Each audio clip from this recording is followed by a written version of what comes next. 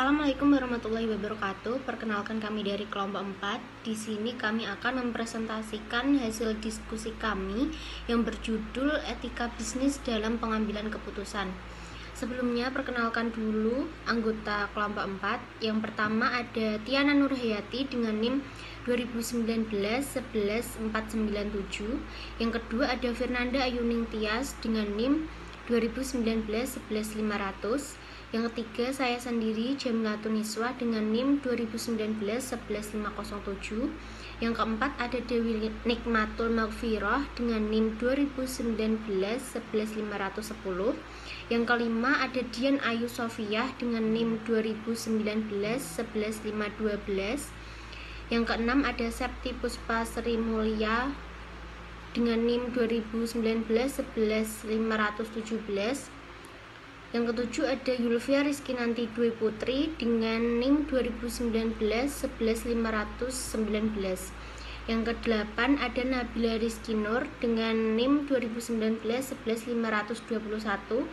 Dan yang kesembilan ada Ninit Diah Anfarotin dengan NIM 2019-11537. Kenalkan, nama saya Tiana Nurhayati, NIM 2019-11497. Yang pertama, definisi pengambilan keputusan. Pengambilan keputusan adalah suatu hasil atau keluaran dari proses mental atau kognitif yang mengusung pada pemilihan jalur perbuatan antara beberapa pilihan yang tersedia. Setiap proses pengambilan keputusan selalu menghasilkan satu pilihan final. Keputusan dibuat untuk mencapai tujuan melalui pelaksanaan atau tindakan serta capaian. Dalam proses pengambilan keputusan bisa jadi berupa rasional atau irasional. Proses pengambilan keputusan adalah proses penalaran berdasarkan asumsi nilai, preference, dan keyakinan pembuat keputusan. Nama saya Fernanda Ayuning Tias dengan NIM 2019-11500. Definisi lain dari pengambilan keputusan atau decision making yaitu suatu proses pemikiran dalam pemulihan dari beberapa alternatif atau kemungkinan yang paling sesuai dengan nilai atau tujuan individu untuk mendapatkan hasil atas solusi tentang prediksi ke depan. Pengambilan keputusan memiliki beberapa definisi dari para ahli. Menurut Eisenberg dalam Learning Book 2010, pengambilan keputusan adalah proses pembuat pilihan dari sejumlah alternatif untuk mencapai hasil yang diinginkan. 2. Menurut Suharnan 2005, definisi pengambilan keputusan menurut Suharnan ialah proses memilih atau menentukan berbagai kemungkinan di antara situasi-situasi yang tidak pasti. 3. Menurut Baron dan Beire 2008, definisi pengambilan keputusan menurut Baron dan Birney ialah suatu proses melalui kombinasi individu atau kelompok dan mengintegrasikan informasi yang ada dengan tujuan memilih satu dari berbagai kemungkinan. Nama saya Dewi Nikmatul Maghfirah dengan NIM 2019-11510. Di sini saya akan membacakan tahap-tahap pengambilan keputusan, yaitu ada 7. Yang pertama, mengidentifikasi keputusan. Langkah pertama dalam membuat keputusan yang tepat adalah mengenali permasalahan serta memutuskan untuk mengatasi hal itu, dan juga menentukan alasan tentang mengapa keputusan ini akan membuat perubahan bagi konsumen atau karyawan. Yang kedua, mengumpulkan informasi. Saatnya untuk mengumpulkan informasi sehingga dapat membuat keputusan berdasarkan data dan fakta. Yang ketiga, yaitu mengidentifikasi alternatif. Dengan memahami permasalahan, mengidentifikasi kemungkinan, dan mensimulasikannya akan lahir opsi-opsi keputusan. Opsi tersebut yang dipertimbangkan untuk diambil salah satunya sebagai keputusan. 4. Menimbang bukti.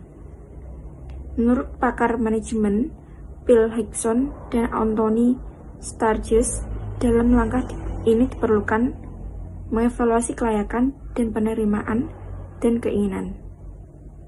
Saya Dian Ayu Sofiah dengan NIM 2019-11512 akan melanjutkan pembahasan tahap-tahap pengambilan keputusan. 5. Memilih di antara alternatif pilihan, yaitu ketika tiba waktunya untuk membuat suatu keputusan, pastikan bahwa adanya resiko yang menempel pada keputusan yang dipilih. 6. Bertindak, yaitu selanjutnya setelah keputusan diambil harus segera dibuat rencana implementasi. Hal ini melibatkan kegiatan mengidentifikasi sumber daya yang diperlukan serta mendapatkan dukungan dari karyawan dan para pemangku kepentingan. 7. Meninjau kembali, yaitu langkah penting namun paling sering diabaikan dalam proses pengambilan keputusan adalah mengevaluasi keputusan. Nama Septi Puspa Sri Mulyaningsih, NIM 2019-11517. 3. Etika bisnis dalam pengambilan keputusan. Pengambilan keputusan yang sesuai dengan etika akan memberikan dampak positif dalam bisnis sehingga tidak terjadi kerusakan yang berakibat terjadinya krisis moneter dan ekonomi dalam dunia bisnis. Untuk itu, penerapan etika dalam pengambilan keputusan bisnis sangat penting untuk membuat suatu keputusan yang bertanggung jawab, baik secara internal maupun eksternal. Nah, karena setiap keputusan tidak hanya dipandang berdasarkan sisi ekonomi saja, namun juga menyesuaikan dengan aspek sosial budaya, politik, serta keamanan. Berikut ini beberapa hal yang sangat mempengaruhi pengambilan dari keputusan yang dibuat dan dilakukan. Yang pertama, penilaian individu. Penilaian individu mengambil peran yang besar dalam mempengaruhi aspek terjadinya suatu putusan. Yang kedua, pribadi seseorang. Pengambilan suatu keputusan dipengaruhi juga bagaimana pribadi seseorang yang terlibat dalam sebuah keputusan yang akan dibuat. Yang ketiga, posisi kedudukan seseorang. Pengambilan keputusan juga sangat dipengaruhi oleh posisi kedudukan seseorang dalam suatu perusahaan atau lembaga. Yang keempat, masalah. Masalah yang muncul merupakan hambatan yang terjadi dan berpengaruh pada hal-hal penting sehingga tujuan jadi tertunda. Yang kelima, situasi dan kondisi. Pengambilan keputusan juga dipengaruhi karena adanya situasi tertentu yang terjadi di sekitar. Hal ini lebih dominan terlihat seperti apa suasana kantor pada saat itu, bagaimana kondisi perusahaan, dan faktor lainnya. Nama saya Nabila Rizky Nur, NIM 2019-11521. 6. Waktu. Pengambilan suatu keputusan juga dipengaruhi oleh waktu. Karena waktu tidak bisa dihentikan sementara, keputusan harus segera diambil. 7. Emosional. Tingkat emosi ini dipengaruhi oleh perasaan, emosi, dan apa yang dirasakan oleh pengambil keputusan. 8. Rasionalitas. Pengambil keputusan yang didasarkan pada tingkat rasionalitas seseorang akan menghasilkan sebuah keputusan yang objektif. 9. Interpersonal. Interpersonal diartikan tentang hubungan orang dengan orang lain terjadi jalinan kerjasama, sebuah jejaring sosial yang ada dan berpengaruh pada cara berpikir seseorang. 10. Praktikal dan struktural. Praktikal ini didasarkan kemampuan individu dalam bertindak dan memiliki kemampuan untuk melakukan sesuatu seperti keputusan. Dan yang selanjutnya, saya Nini Dian Farotin, NIM 2019-11537. Terdapat 4 bentuk pendekatan etika bisnis dalam pengambilan keputusan diantaranya.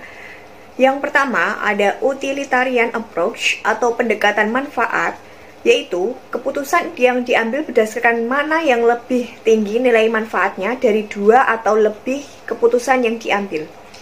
Yang kedua, ada individualisme approach atau pendekatan individualisme, yaitu konsep etika yang menyatakan suatu tindakan adalah bermoral jika mendukung kepentingan jangka panjang individu yang akhirnya mengarah kepada kebaikan yang lebih besar.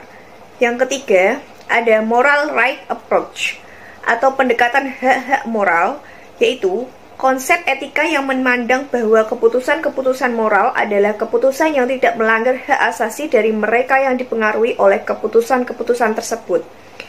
Yang keempat, ada justice approach atau pendekatan keadilan, yaitu pendekatan ini menyatakan bahwa keputusan-keputusan moral harus didasarkan pada standar, keadilan, kewajaran, dan tidak memihak.